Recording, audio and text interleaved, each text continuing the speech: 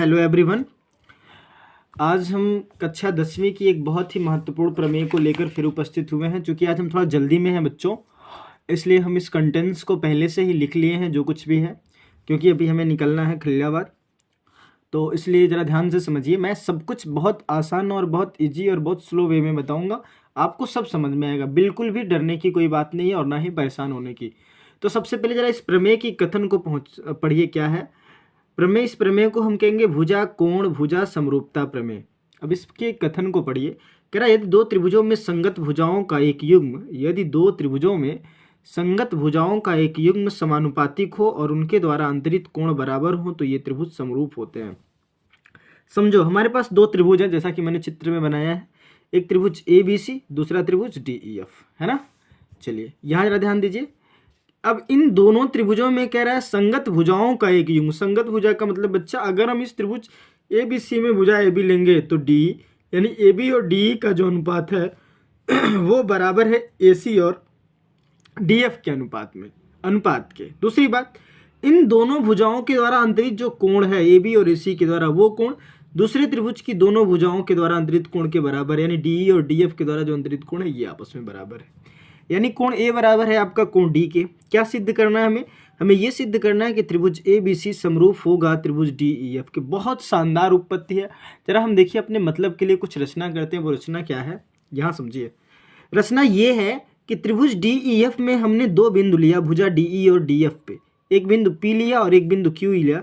इस प्रकार लिया कि DP बराबर AB और DQ बराबर AC हो। DP बराबर AB के और DQ बराबर AC, यानी AB और AC के बराबर हमने इस पूरी पे दो बिंदु लिए इस प्रकार कि AB बराबर हो DP के और AC बराबर हो किसके? DQ के। और P को Q से मिला दिया, है ना। अब जरा ध्यान दीजिए, त्रिभुज ABC और त्रिभुज DPQ में जरा ध्यान से समझिएगा। AB बराबर आपका DP रचना से, कोण A बराबर कोण D ज्ञात है, AC बराबर DQ रचना से। इसलिए भुजा कोण भुजा सर्वांगसम प्रमेय से ये दोनों त्रिभुज क्या हो गए? सर्वांगसम। और आपको पता है कि अगर दो आकृतियां सर्वांगसम हैं तो वो समरूप भी होंगी। इसलिए त्रिभुज ABC समरूप त्रिभुज DPQ। इसको करिए समीकरण number 1। It will say equation 1। अब आपको पता है हमारे पास एक चीज है AB बटा DE बराबर AC बटा DF, जो आपको ज्ञात है ना। चलिए आगे चलते हैं। लेकिन AB की जो वैल्यू है वो DP के बराबर है रचना से, और AC की जो वैल्यू है वो DQ के बराबर है रचना से। DP बटा DE बराबर DQ बटा DE। देखो जरा ध्यान से चित्र को। DP बटा DE बराबर DQ बटा DF, DQ बटा DF। सॉरी, ये F है आपका, ठीक है। DQ बटा DF, ठीक है। DQ बटा DF, DQ बटा DF। जरा ध्यान दीजिएगा इस चित्र को। DP बटा DE बराबर DQ बटा DF। आपको एक प्रमेय मैं याद दिलाता हूँ, BPT का विलोम। उसमें मैंने बताया था अगर कोई रेखा किसी त्रिभुज की दो भुजाओं को दो बिंदुओं पर प्रच्छेद करे तो ये दोनों बिंदु उन भुजाओं को समान अनुपात में विभाजित करें अगर, तो ये रेखा त्रिभुज की तीसरी भुजा के समांतर होती है, यानी PQ समांतर होगा EF के। ठीक वही कहानी यहाँ हो रही है कि DP बाई DE बराबर DQ बाई DF है। तो बच्चों DP बाई DE बराबर DQ बाई DF है हमारे पास। तो ये जो PQ रेखा होगी समानांतर होगी EF के। तो कोण जब ये PQ जब EF के समांतर हो जाएगी तो बच्चों कोण P बराबर होगा कोण E के, और कोण Q बराबर होगा कोण F के। ये कैसे कोण होंगे? संगत कोण, एडजेसेंट एंगल, ठीक है। अब जरा ध्यान से समझिए। कोण त्रिभुज DPQ और त्रिभुज DEF में ध्यान दीजिएगा। DPQ एक रफ पेज में लेता हूं, यहां समझा देता हूं आपको।